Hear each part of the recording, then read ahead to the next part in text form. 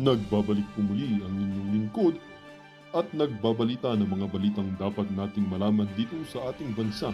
Ito ang balitang pambansa.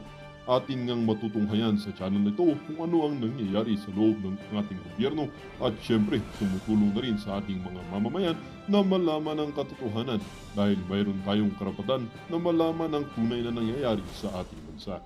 Ngunit bago natin panoorin ang balita, huwag niyo pong kakalimutan na mag-subscribe sa ating channel at pindutin ang notification bell para lagi kang maging updated sa ating mga bagong videos na ina-upload araw-araw. At sa ating mga solid viewers naman dyan ay maraming salamat naman po sa walang sawang pagsuporta. At syempre, huwag din pong kakalimutan mag-iwan ng like at i-share ang ating mga videos. At kung mayroon ka naman pang opinion, ang ating comment section ay bukas para sa inyong mga hinaing. Ito na nga mga kaibigan, ating panoorin ang buong video. Salamat po muli and God bless!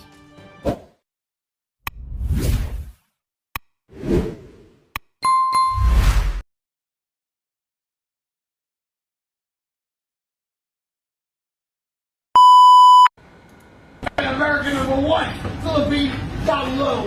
Staff asked him to calm down, but the man launched into an expletive-filled tirade. Next time the Japanese come, we're gonna you with you. See? Next time, if I ever see you on the street, next time, you will see what is the Filipino all about, my friend. Mr. Trump, we want to get your attention. Can you please remind all your fellow American, while they are in the Philippines, please act like a human being. They cannot do this. I know not all the American like this. I know most of the American, they are very respectful and very kind people. But if you are American and you try to discriminate the Filipino while you are in the Philippines, I am warning you, my friend, don't do this anymore. We will not accept this kind of attitude here. We will not. Hindi ko po alam ba't tinakpan nilang pagmumukha ng hayop na to. Hindi ko alam ba't tinakpan ang pagmumukha ng hayop na to. Animal ka. Pag nakita kita, talagang ano to dinidiscriminate nila mga Pilipino Ang tingnan nyo Mr. Trump, can you remind all your fellow American here in the Philippines to act nicely? To respect the people in the Philippines. Don't act this way. Because, hindi po tama yan. Wag nating tatanggapin yan, mga kababayan, mga kareaksyon. Pag mayroong Amerikano anumang lahi na binastos kayo, na nandyan kayo sa inyong bansa, at nagsalita silang ganyan, huwag niyong pababayaan, ganyan yan, bigyan niyo sila ng lesson. Ako, makita lang kita, Brad. Gumaganyan-ganyan ka. Wala stick ka. Painumin kita ng Slurpee. Hindi po, hindi tama yan. May experience na akong ganyan. Mga ka-reaction. Hindi tama yan. Huwag niyo, do not look the Filipino too small. You are discriminating us. You treat us like a very second class, third class, fourth class citizen. Who do you think you are? American. Palakpakan po ako. I'm trying to speak in English. My friend, be careful. Mr. Trump, we try to get your attention. Tell your fellow American in the Philippines to act nicely, to respect the Filipino while they are here. Because when we are in the United States of America, we are nice. This guy disrespecting the entire nation. Pag ano po ninyo to, tandaan nyo yung tao na yan, yung Amerikano yan, tandaan nyo yan. Pag i-report nyo sa immigration. I-report nyo po sa immigration yan para ma-blacklist na yan. Yung immigration, nananawagan po kami sa immigration. Itong Amerikano na to, dinidisrespect po yung Pilipino. Masyado po yung kanyang bunganga. Pag-iano po, kung pwede, wag na siyang papasukin ng Pilipinas. We don't need this kind of American here in the Philippines, Mr. Trump. We don't need. They are very disrespectful. Not all the American like this. American people are good. They are nice people. They are loving people. But this kind of American, we don't need this kind of American here in the Philippines. Pag meron po kayo nakikita mga Amerikanong bastos na ganyan, ha, bigyan nyo sila ng left and right para malaman nila ang hinahanap nila. Ako, makita po yung Amerikano na yan. Tingnan natin kung ano po yung, may experience na po akong ganyan, isang Briton eh. Nag-withdraw po yung isang Pilipino. Siyempre yung Pilipino may 5 ATM, siguro mga co-workers niyon nagsuyo. Ang tagal eh, kami naghihintay. Naiintindihan namin yung tao. Eh nasa likuran ko siya. Pinagmumura niya yung Pilipino. F, sabi niya. Sabi ko sa kanya, umuwi ka sa bansa mo. Uwi ka sa inyo, huwag kang magsisisigaw dito. Kami naghihintay kami kasi nagwi-withdraw yung tao. Kung wala kang pasensya, umuwi ka sa inyo, hindi ka namin kailangan dito, sabi ko. Hindi ako nakapagtimpi sa kanya. Nasa bayan ko, kababayan ko, binastos niya sa harapan ko. Hindi pwede yan. Hindi pwede po yan. Kaya itong Amerikano na to, kung nandyan lang ako, talagang painumin ko ng Islarpia na nakapikit. Hindi po tama yung ginagawa ng Amerikanong yan. Dapat ng mga yan pinapalaya sa Pilipinas. Kailangan natin dito yung mga tao marunong rumispeto sa kapwa. Pero itong Amerikano na to, not all the American like this. I want to make it clear. Not all the American like this. Most of the American, they are good people. But this kind of American we don't need in the Philippines. Better this American to get out as soon as possible. Lalong-lalong lang po ngayon, nakita na siya sa social media. Sino man po nakakakilala sa Amerikano na yan, pakilala niyo po kung sino yung sinasabi niyang number 1 and below. Ha? Pakiusap po, kung makita niyo po itong Amerikano na to, bigyan niyo ng konting lesson. Yung lesson na pag umuwi siya sa Amerika, kukwento niya ang mga Pilipino, huwag niyong babastusin. Huwag niyong babastusin. Okay, mga ka-reaction, medyo nag-init lang po ang ano ko dyan sa Amerikano na yan dahil very disrespectful to the Filipino people, which is not good. Kasi we welcome them here in the Philippines. We are very hospitable people. Never ever treat the Filipino this way. American people, be nice to us. Okay, Mr. Trump, I remind all your people to act like a human being while they are in the Philippines. We will not accept this kind of behavior in the Philippines. Never. We will not accept. These people are like a pig. Ito na po. Mag-start na po tayo. Medyo uminit lang po ang ulo ko pag ganyan. Ayaw ko yung dinidisrespect po yung kapwa ko o Pilipino. Ayaw ko yung dinidisrespect nila, lalong-lalo na mga bisita lang sila dito. Hindi natin sila dinidisrespect. Hindi sila pwedeng magsalita sa atin ng ganyan. Hindi sila pwedeng magsalita sa atin ng ganyan. At hindi po natin dapat tatanggapin yan. Pag merong ganyan, anong lahi man yan, Koreano man yan, Chinese man yan, American man yan, ano man yan lahi, Japanese man yan, kahit anong lahi yan, hindi sila pwedeng mag-acting-acting na ganito sa Pilipinas. Pag nag-acting-acting sila na ganito sa Pilipinas, bigyan nyo sila ng lesson. Huwag nyong palalampasin ng ganyan. Huwag nyong palalampasin. Di bali, gagastos ako sa ospital, basta bibigyan ko siya ng magandang lesson. Hindi pwede yan. Hindi pwede sa Pilipino yung gaganyan-ganyan ninyo kami. Lalong-lalo na nandito kayo sa Pilipinas. Kaya kayong mga Pilipino, pag may nakita kayong bastos na ibang lahi, binabastos yung kapwa ninyo, binabastos yung bansa ninyo, bigyan nyo ng magandang left and right. Totoo po yan. Huwag po natin tatanggapin yan. Huwag yung tatanggapin yan. Okay lang naman daw na tawagin sila na parang napabili ng suka, basta daw siya may diploma.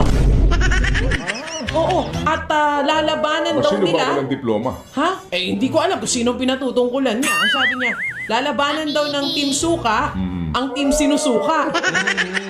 Iba na ngayon. Hindi kasamaan versus kadiliman. Baga sinasabi niya, matapang si Senator Bato, sabi niya, paglalabang ko yung Pilipinas, gusto nyo punta tayo eh. Ngayon na, punta tayo lahat doon. Oo. Oo. Ang tanong mo, kailan? Kailan nga? Hindi, di ba? Uy, pero napag-uusapan na natin habang inaantay natin si Ma'am Dana. Okay. Napakinggan mo rin yung sinabi ng Pangulo. Nino, sino Pangulo? Isa lang ang Pangulo natin. Ay, sorry. Pangulo mo ba si Trump? Pangulong Marcos! Kilala mo naman ang VP natin. Ah? VP. Sino ba nag-aambisyon maging VP ngayon? Madami sila yata. Oo. Pero yun nga ang sinabi ng Pangulo, tila yung iba daw, wala siyang binanggit kung sino yung iba daw na kandidato, parang napabili lang daw ng suka. May mga ganun. Sumagot yung mga parang pakiramdam nila, baka sila yun. Sabi nung isa, okay lang naman daw na tawagin sila na parang napabili ng suka, basta daw siya may diploma. May ganun. Oo. At lalabanan daw Sino ba nila. walang diploma? Ha? Hindi ko alam kung sinong pinatutungkulan niya. Ang sabi niya, lalabanan daw ng Team Suka ang Team Sinusuka. Ba, iba na ngayon? Hindi na kasamaan versus kadiliman? Basta kasamaan, kadiliman, basta ngayon puro kaplastikan. Kasi Yun ang malinaw. napaka, napaka, mapagpanggap naman yung sitwasyon na binibira mo ng binibira nung nagdaang halalan bilang korap at magnanakaw, pero naandong kat itinataas ang kamay mo nang sinasabi mo magnanakaw.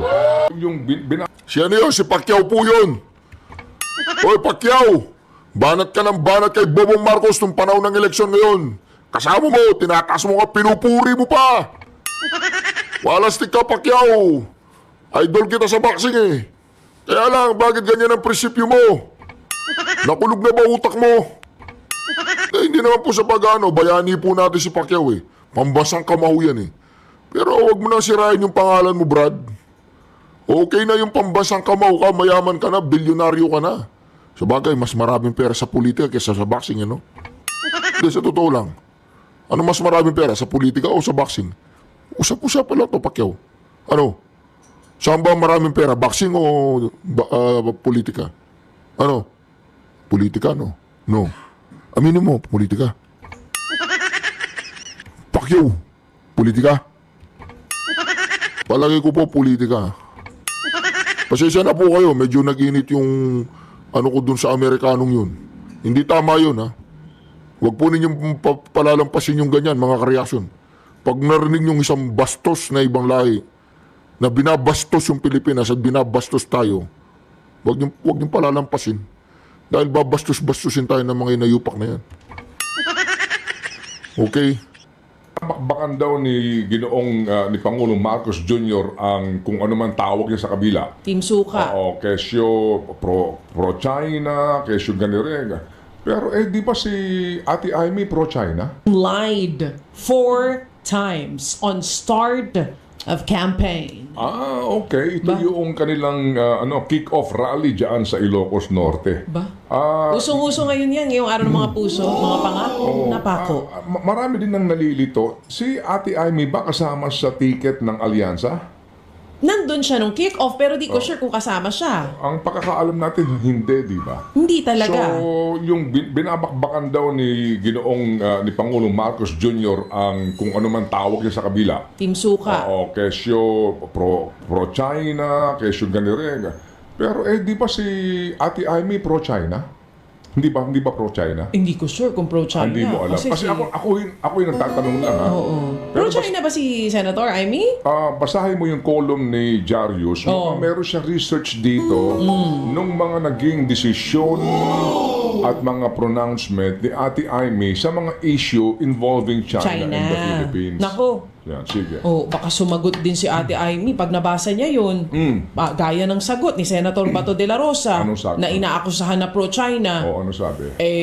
Willing daw siya talaga, magpapakamatay siya para ipaglaban ng West Philippine Sea, di ba? Kailan? Hoy! Ikaw naman! Baka sinasabi niya. Ang hirap naman din nun, di ba? Babalik na naman tayo doon sa sinabi mo na sa politika, walang permanente talaga. Isipin natin, hindi ba nung nagdaang eleksyon, binibira mo yan at binibira mo, sinasabi mo magnanakaw. Ngayon na, kasama ka sa entablado at pinatataas mo ang iyong kamay, nito sinasabi mo magnanakaw. Hoy! Hoy, Pacquiao! Ay, Pacquiao! Pacquiao! Si Pacquiao po yun! Bira ng bira, magnanakaw, pakukulong niya yung mga Marcoses, ganyan-ganyan. Ngayon, yung programa ni President Marcos, galing po yan, no? Ikaw talaga. Kayo talaga, saan na tayo napunta? Inaantay lang natin makakausap natin ngayon eh. Malamang nagbabakbakan na naman ang mga yan. Ha? Love lang mga kapatid ha. Araw ng mga puso ngayon, kalmahan nyo lang. Si Manny Pacquiao daw yun. Ay, naku po, ayun na. Congratulations, you're the best. Okay, sige. Opo. May party list din pala yung asawa ni Manny. Meron din. Nakita ko, di ba? Hindi mo ba nakita? Kasi Oo. nga, tinignan ko yung listahan na nilabas ng kontradaya. Ano yan? Hermes o Louis Vuitton? Hindi ko na sasabihin kung ano, pero second nominee siya ng isa sa mga party list group. Talaga? Gulat nga ako. Sabi ko, ay, si Mang Jinky din pala. Ano ang pangalan ng kanilang party Gusto mo list? sabihin ko talaga? Diba? Huwag na lang, baka ma-promote ko pa. Oo, wag na. Okay. Basta isa siya sa mga nominees ng isang party list group. Oo. Ikaw, ano kung gagawa tayo? Nag-iisip ka na ba? Hindi, Kasi kung lahat pwede sakasakali, tumakbo baka eh. pwede yung party list mo ay LV party list. Lumang Vag party list. Lumang Vag. Oo. Ayoko. Ay, nako. Oo. Mamaya pag-uusapan po natin to. Alright. Laging busog pala. LV, laging busog. Yung pambababoy nga po sa party list election na yan at itong kumbaga sadya pong kabalintunaan itong Fair Elections Act dahil mukha po talaga lumalabas na unfair na po ito sa ngayon. Alright, meron pong mga sumasang-ayon dito, may nagsasabi nga po na maganda itong choice na ito, talaga daw pong napapanahon na ito at meron daw pong track record sa mabilis na aksyon itong si incoming Secretary Vince Dizon, right? Vivencio Vince Opo. Meron din po Dizon. mga nagsasabi ngayon pa lang din na sandali lang, tandaan natin kung ano yung mga kontrobersyang kinasangkutan yan, etc. But kagaya po ng napakarami pong mga appointees, no? Ng presidente, nagpalit. So bigyan po natin ng benefit of the doubt din po muna, no? Hintayin natin kung ano po ang kanyang ma-deliver para po sa bayan.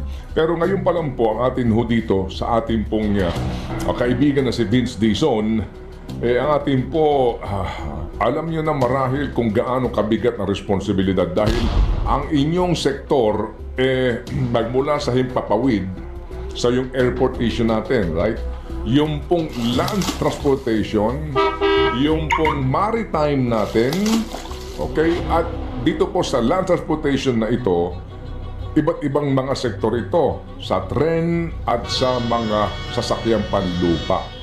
So doon pa lamang po sa train, ang laki na ho ng ating problema. Kaya ngayon pa lang po na nanawagan na sa inyo ang ilang mga sektor na unahin nyo yung mga problema po sa existing project sa usapin ng right of way at yan ang challenge dyan. Ang ating nga pong naulinigan na napakalaki ng problema po dito sa mga proyektong ito na ongoing at yung pong mga deal na pinasok nung past administration sa usapin po ng funding. Kaya daw po talagang ang sakit ng ulo ni Ginoong Bautista. Sa MRT 7 pa lang, ito po yung inaabangan ako mismo. Kasi makikinabang kami dito, dadaan to sa amin sa Commonwealth Avenue eh. At marami pong mga mag-aaral, marami pong mga manggagawa ang nag-aabang nito. Doon pa lang po sa final station nito, hindi ma-resolve. At maging mismo ho itong outgoing na USEC for Rail na si Regino, nagsasabi na kahit na po si Batman di kakayanin ito, kahit na po si Superman di kakayanin ito, Justice League na daw po ang kailangan dito. Meaning, talaga pong pagsasama-samahin na silang lahat, si Wonder Woman, si Palos, si Captain Barbell, lahat na po ang kinakailangan magtulong-tulong. Correct. Oo. At ang malaking issue rin po dito, yung corruption, mga kapatid. Sa usapin din po, noong mga pagpayag na Alam niyo mga ka-reaction, isa na lang ang problema ng Pilipinas, uunlad na tayo eh. Lahat na-solve na natin ang problema eh. Alam niyo po kung ano na lang ang problema dapat nating isolve? Korupsyon. Korupsyon na lang. Magsimula sa konsehal ng baryo hanggang sa presidente, alam niyo po kung magtulong-tulong ang buong Pilipinas, ang mga Pilipino, lahat ng mga sektor at mga opisyalis natin, kung iisa ang kanilang layunin katulad ni Pangulong Duterte, ang layo nila ay upang umunlad ang ating bayan. Huwag nakawan upang tayo po ay bumulusok pataas. Dahil napag-iiwanan na po tayo. Alam po ba ninyo na madali lang ang pagunlad natin? Madali lang. Basta't kalimutan lang po natin ang mga pansariling interes. Yun lamang, no? Pero dito po sa nakikita natin mga kareaksyon, yan, mga Amerikano, binabastos-bastos tayo dito sa sarili nating bayan. Niyuyurakan tayo, inaalimura tayo, pinapabayaan natin silang ganyan, putangin na. Hindi pwede yan. Kung hindi sila maka dito sa Pilipinas, lumaya sila. Kasi tingin nila sa atin napakaliit eh. Putangin lang yan pag nakita natin yan. Ang tingin nila sa atin napakaliit. Binabastos-bastos nila tayo dito sa Pilipinas. Sa Pilipinas pa tayo binabastos-bastos. Kasi pinababayaan natin silang bastusin tayo. Di ba? Ito, pakinggan po natin ito. Tayo mag-react.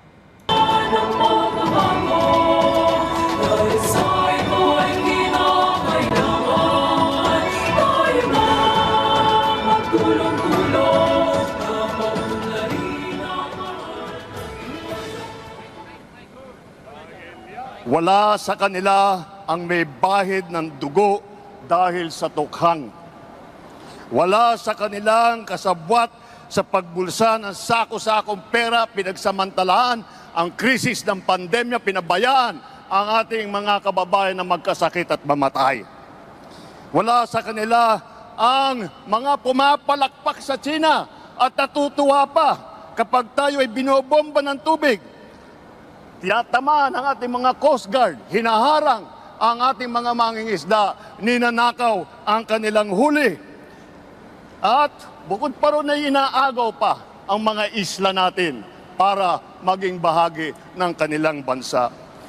Wala po sa kanila ang tilang sakristan ng isang bulaang propeta na nasasakdal dahil sa pagyurak sa ating kabataan at sa ating kababaihan. Wala sa kanila ang tagataguyod ng pugad ng krimen, ng sentro ng paglalapastangan ng mga kababaihan na mga pugo. Tayo ngayon ay nasa sangandaan ng ating paglalakbay bilang isang malayang bansa. Bilang isang... Sige, daldal ka lang daldal. Mamaya pakinggan mo ang Pangulong Duterte. Alam po ninyo. Klaseng presidente mayroon tayo yan.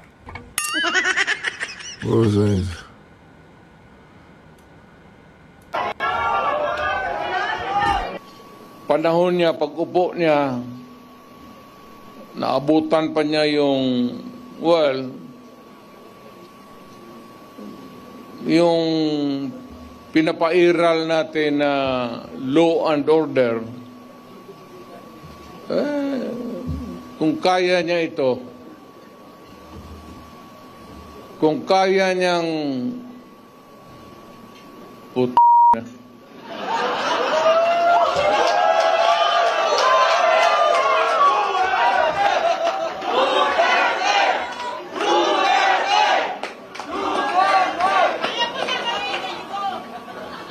alam mo, kung ako ang durugista, kung may ganon ako, at bakit sa utak ko, bakit hindi? Total, kasama ko naman sa presidente sa hit-hitan. So, yung baski yung mga pulis, pati military, medyo, ano sila? Because of the incongruity. Hindi magkasya eh. Meron isang presidente na talagang bangag.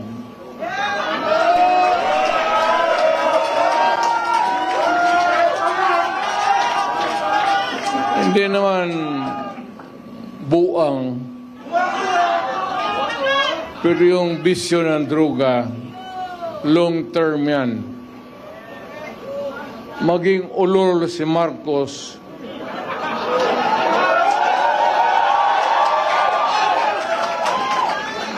kung maybe constant